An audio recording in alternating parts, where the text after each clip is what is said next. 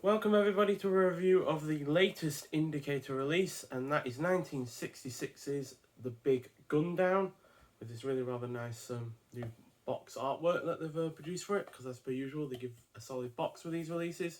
So this is directed by Sergio Sollima, who also did Run Man Run, as we have the poster up there now, Revolver and Violent City, and this continues his winning streak of directorial efforts, as I've enjoyed all of his films now, with this and Run Man Run being the two of the best. And this Italian version that clocks in at 111 minutes long stars Lee Van Cleef, who was really well known for his westerns, spaghetti or otherwise, from the 50s and 60s. So the likes of The Good, the Bad and the Ugly, For a Few Dollars More, High Noon, The Man Who Shot Liberty Valance, Ride Lonesome, and Gunfight at the OK Corral, just to name a few. But it was also in other genre films, like a couple of sci-fi films, like The Beast from 20,000 Fathoms and It Conquered the World, as well as two of my favourite film noir efforts, the likes of The Big Combo and Kansas City Confidential. So, he's been in a huge number of films I've enjoyed, and this is another one of those films, basically. And it also stars Thomas Millian, who was also... This is the 7th film I've seen now from him, with Run Man Run and Don't Torture a Duckling being my two favourites, but now this joins those two other films. And it's about unofficial lawman John Corbett, played by Lynn Van Cleef, who hunts down Cochilo Sanchez, who is played by Thomas Millian, who is a Mexican peasant accused of raping and killing a 12-year-old girl. So, this is another excellent effort from director Sergio Sollima, who nails the spaghetti western almost as well as Sergio Leone.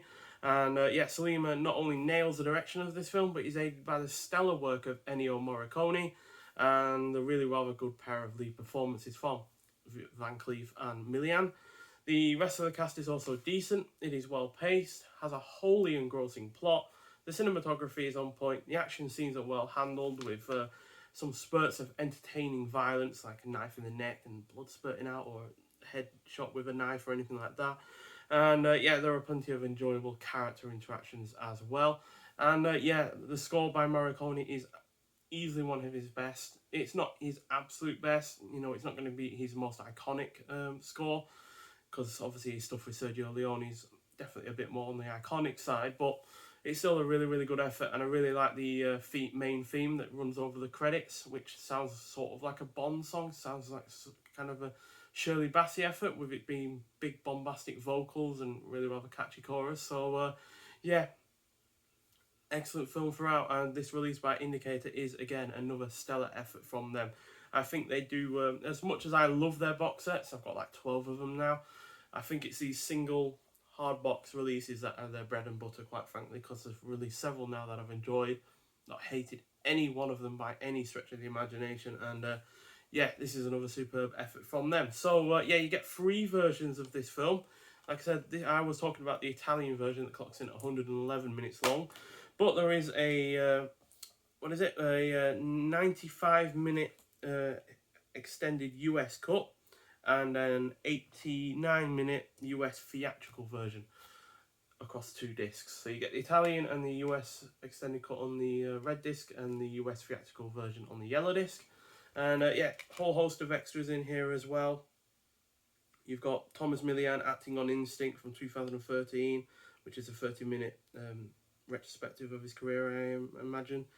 Then you've got audio commentaries. You've got a Spaghetti Western Memories from 2012, which is a 52-minute documentary featuring director Sollima and actor Thomas Millian revisiting their much heralded Western, which will be interesting to watch. And there's loads of extras on this, and obviously physical extras to go along with it. So you get a really rather nice booklet. There's Van Cleef himself, and there's Sollima. And it goes through the cast and the crew as per usual. Got plenty of shots from the film. And you got The Falcon and the Prey by Roberto Curti from 2022.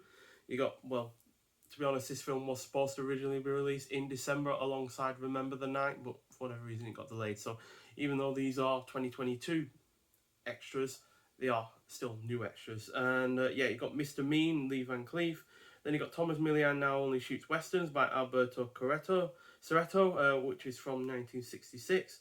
You got Enough with Violence, an interview with Sergio Sollima from 1967. Exploiting Mr. Ugly.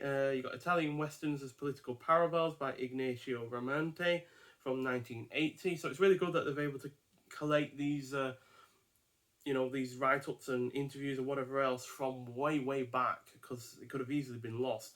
Then you got Franco Salinas, The Dialectic of Screenwriting by John Michalensk from 1984. Then you got the critical response at the time about the restoration and indicator credits. So like I said, plenty of shots from the film. That's the last page on the booklet, which is always nice.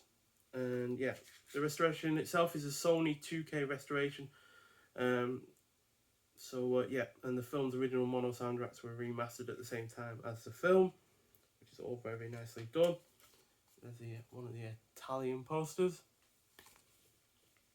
So yeah, I really do like these efforts, quite frankly. And yeah, it looks like you've got some black and white photos of the film. Not sure why they're in black and white, considering the film is in colour and looks absolutely superb as per usual, especially with the locales and the cinematography in general. And yeah, you also get a double-sided poster. So you get the new artwork on the one side, which is done in a really nicely classic style. It's not just new artwork. You've got, the cast on there. You got some of the like kind of retro credits on the go there as well. And then you got the whatever you call it, big action and big excitement. You got the whole motto of the thing there. Then you got the original artwork, I imagine, on the back. Not in Italian, which I would have preferred, because Run Man Run has an Italian version on one side of its poster, but still, really nicely done. And as per usual, on really rather nice thick paper, so it's not going to easily rip or tear.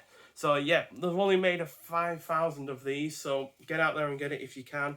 I got 142 of 5,000, so I got there really early because I pre-ordered it as soon as I heard of this and Remember the Night, as they were two films that I was really interested in. So yeah, fantastic release overall. I've not seen the other two versions of this film, but quite frankly, usually the Italian longer version is the best version of them. Although I imagine the US theatrical release, being only 89 minutes, does condense a lot of the action and the spectacle that's going on. So I can imagine that being enjoyable as a kind of throwaway watch. But yeah, the 111-minute version, Italian version, is still great. You can get English audio on that Italian version, but because it is the Italian version and only English was made for the theatrical US versions, there are parts where it switches from English to Italian with subtitles. So that's a little bit jarring at times, so to be honest, I'd just go for the full Italian version. But I did watch it in part English and part Italian just to get a feel for the voice cast and the like. And yeah, they're all really rather good, because as was the thing at the time in Italy, audio was dubbed in after the fact. There was no sound on the picture outside of probably the ambient noises and all that lot. So yeah, but still, fantastic release. And yeah, again, another really good spaghetti western, and another good western in general, as yeah, we've also had other westerns from Indicator, like Johnny Guitar, which is there. Pointing in the right direction there, basically. So yeah, I look forward to seeing what else Indicator are going to release in these one film physical releases. But regardless, box sets or single, they're still a great company, and yeah, they're going strength from strength, quite frankly. And yeah, they're releasing 4K films now as well in April. A couple of ones that I've never heard of, but hopefully there will be good films as well if I get my hands on them. But yeah, nonetheless, thank you for watching. I'd like to hear your thoughts on this film, or Sergio Sollima, or the two main leads, your favourite films from either of those, or if you've seen this film, I'd like to hear your thoughts on it as well. But regardless, thank you for watching, and I'll see you with the next one. Bye.